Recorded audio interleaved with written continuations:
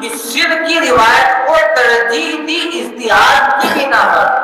حضرت امام شافعی رحمۃ اللہ علیہ نے آمین بالجہر کو ترجیح دی اجتہاد کی بنا پر۔ اسی طرح رفع یدین کے سلسلے میں دونوں روایتیں ہیں۔ ہم امام اللہ کے پیغمبر صلی اللہ علیہ وسلم سے رفع یدین ثابت مانتے ہیں، اور حضرت امام شافعی رحمۃ اللہ علیہ اللہ کے پیغمبر سے ترک رفع یدین کو بھی ثابت مانتے ہیں۔ پھر دونوں روایتیں جب موجود ہیں تو احناف نے ترک رفع یدین کی روایات کو ترجیح دی اور یہ کہا کہ دونوں طرح کی روایات موجود ہیں، اجتہاد کی روشنی میں ترک رفع یدین کو ترجیح۔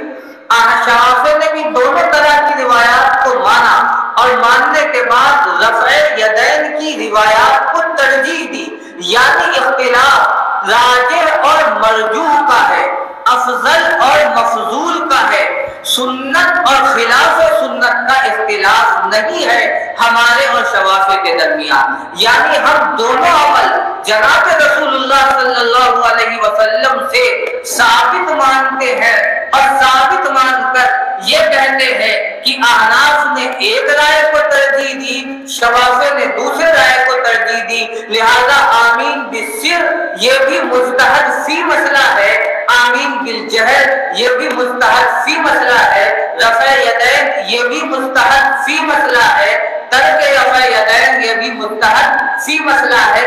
اس لیے احناف اس کو مجتہد فی مسئلہ مان کر راجح کہتے ہیں اور امام شافعی کی رائے کو مرجوح کہتے ہیں، گویا کہ انہوں نے اس کو نبوی فیصلہ مانا۔ یہ فرق ہے احناف اور شوافع کے درمیان اختلاف میں، احناف اور غیر مقلدین کے درمیان اختلاف میں۔ ظاہر بات ہے، اب آپ بتاؤ اگر کوئی مجتہد فی مسئلے کو نبوی مسئلہ کہے گا اس سے ہمارا اختلاف ہوگا۔ ہم یہ کہیں گے اگر تم اجتہادی مسئلے کو نبوت کا مسئلہ کہو گے، مجتہد کی رائے کو نبی کی رائے کہو گے، یہ نبی پر الزام ہے، نبی پر بہتان ہے، نبی پر ایک قسم کی زیادتی ہے۔ اس لیے اس رائے کے خلاف ہم دلائل دیتے ہیں اور امام شافعی رحمۃ اللہ علیہ اس کو مجتہد فی مسئلہ مانتے ہیں، اس لیے ان سے ہمارا کوئی اختلاف نہیں۔ اختلاف کی بنیاد مسائل کا اختلاف نہیں، طرز اجتہاد کا اختلاف ہے۔ وہ یہ کہتے ہیں کہ یہ مسئلہ اجتہادی نہیں ہے، نبوت کا فیصلہ ہے، اور نبوت کے فیصلے کے خلاف کرنے والا، ترک سنت کرنے والا، بدعت کو رواج دینے والا ہے۔ اس لیے سارے کے سارے دیوبندی بدعتی ہیں، ترک سنت ہے، اور انہوں نے یہاں تک فتوے میں لکھا کہ کسی حنفی کے پیچھے نماز پڑھنے سے نماز ادا نہیں ہوتی۔ اور آگے آپ کو میں فتاوی بتاؤں، ان کے فتاوے میں یہ بات لکھی ہوئی ہے کہ جو حنفی کے پیچھے نماز پڑھے، جو حنفی سورہ فاتحہ کو نہ پڑھتا ہو تو وہ خلاف سنت کرنے کی وجہ سے اس اسلام سے نکل جائے گا اور اس کا نکاح ٹوٹ جائے گا، اس پر اس کلمہ طیبہ کو پڑھنا اور دوبارہ نکاح کرنا لازم ہے۔ بتاؤ انہوں نے اس کو نبوت کا مسئلہ بنا کر اہل سنت و جماعت احناف دیوبند کے خلاف زبان کو کھولا، اور اس کے بعد انہوں نے کفر کے فتوے لگائے، تجدید ایمان کا دعویٰ کیا، تجدید نکاح کا دعویٰ کیا۔ اس لیے ہم نے کہا اگر تم اسلام پر ڈاکہ ڈالتے ہوئے اس مجتہد فی مسئلے کو نبوت کا مسئلہ کہو گے تو دلائل کی دنیا میں تم سے بات کی جائے گی، اور امام شافعی کی طرح اگر تم بھی مجتہد فی مسئلہ مانو تو ہمیں کوئی اختلاف نہیں ہے، وہ بھی مجتہد فی مسئلے پر عمل کرتے ہیں، ہم بھی مجتہد فی مسئلے پر عمل کرتے ہیں۔ مجتہد فی مسائل میں راجح اور مرجوح کا اختلاف ہوتا ہے، حق اور باطل کا اختلاف نہیں ہوتا، سنت اور بدعت کا اختلاف نہیں ہوتا۔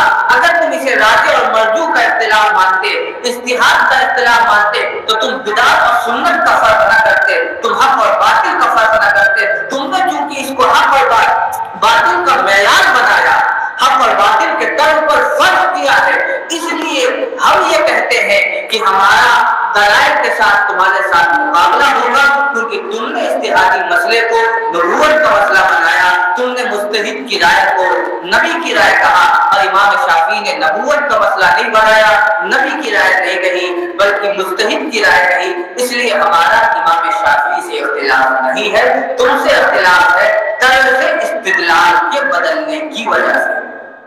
یہ بنیادی چیز ہے. اگر اس فرق کو ملحوظ رکھا جائے گا تو کبھی بھی آپ غیر مقلدین کے دھوکے میں نہیں آئیں گے کہ یہی رائے امام شافعی کہ آپ انہیں کیوں نہیں غلط کہتے. آپ موٹے موٹے الفاظ میں کہیے ہم انہیں غلط اس لیے نہیں کہتے، ہم اس کو اجتہادی مسئلہ مانتے ہیں اور آپ اس کو نبوی مسئلہ مانتے ہیں. اگر اس کے باوجود وہ یہ کہے کہ ہم بھی اس کو اجتہادی مسئلہ مانتے ہیں تو آپ ان سے کہیے محترم آپ کی طریق محمدی میں آپ کے بہت بڑے مجتہد محمد جوناگڑھی نے یہ لکھا ہے کہ اجتہاد ابلیس کا کام ہے. آپ اجتہادی مسئلہ مان کر اپنے آپ کو ابلیس کے فہرست میں کیوں داخل کرتے ہیں؟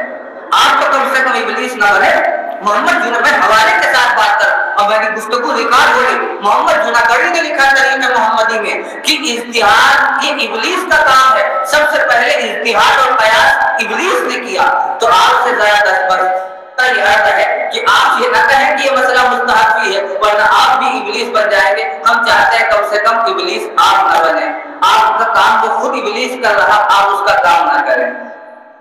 تو یہ فرق ملحوظ رہے گا تو آپ کو باطل دھوکہ نہیں دے سکتا. اور فرق ملحوظ نہیں ہوگا تو بہت سارے اہل حق کی طرح ہم بھی یہ کہیں گے کہ غیر مقلد اور امام شافعی کے مسئلے میں کوئی اختلاف نہیں، جو ان کی رائے ہے وہ ان کی رائے ہے. ان کی تردید کرنا فرقہ واریت کو ہوا دینا ہے. یہ فرقہ واریت کو ہوا دیں. یہ مسائل میں طریقہ استدلال کی بنیاد پر فرق ہے.